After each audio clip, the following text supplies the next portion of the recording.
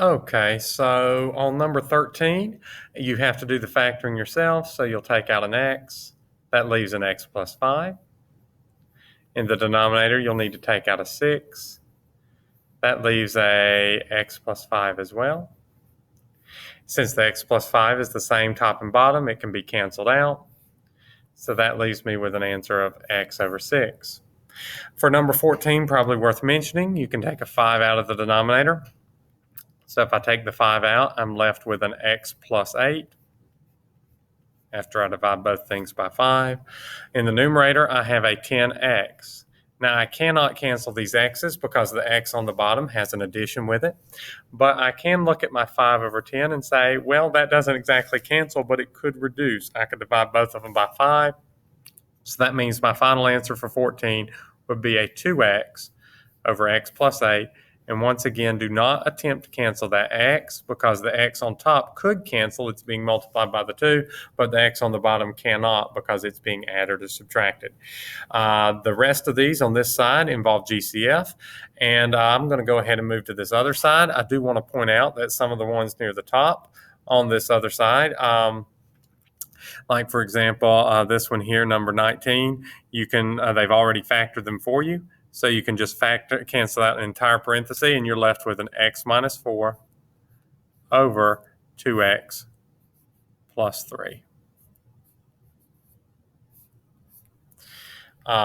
When I go on down to one like number 23, you have to factor this out. Now, you might remember GCF factoring. You're looking for something that multiplies to 8 and adds to 6. I'll show you a way to do this with Desmos in a minute if you have forgotten that. You get an x plus 4 for the first parenthesis. You get an x plus 2 for the second one because 4 times 2 is 8, and 4 plus 2 is 6. So 4 and 2 are your numbers that multiply to 8 and add to 6. On the bottom, you need numbers that multiply to 4 and add to 4. So that's an x plus 2 and an x plus 2.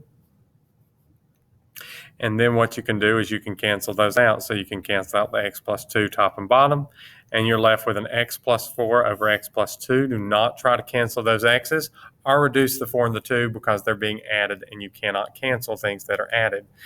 When I go down to one like number 26, notice on it I have a x minus 3 on top times x minus 3 because with that square, I'm looking for something that multiplies to x squared. X times x is x squared.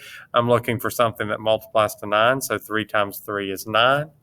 And if one of them was a plus and one of them was a minus, it'd be perfect. So x plus 3, x minus 3. The x minus 3 matches. And once again, there's no need to keep a 1 in the denominator. So your final answer, you could do x plus 3 over 1, but it's probably even better to just do a plain x plus 3. For one like 27, I'll show you how you can factor that with Desmos. Let's go ahead and you might want to pause your video and put the numerator in Desmos. So for my numerator, I had an x squared plus 13x plus 42. I go to Desmos and I notice this has x values of -7 and -6.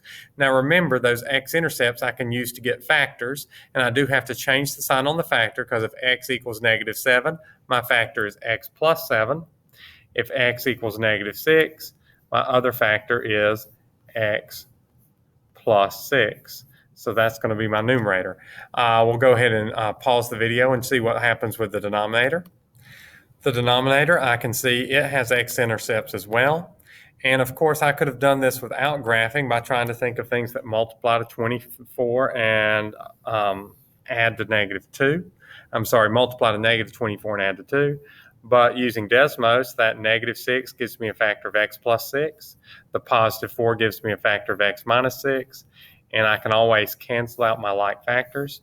So my answer should be an x plus 7 over x minus 4. And the x's, once again, do not cancel because they're being added or subtracted, and that's what you end up with.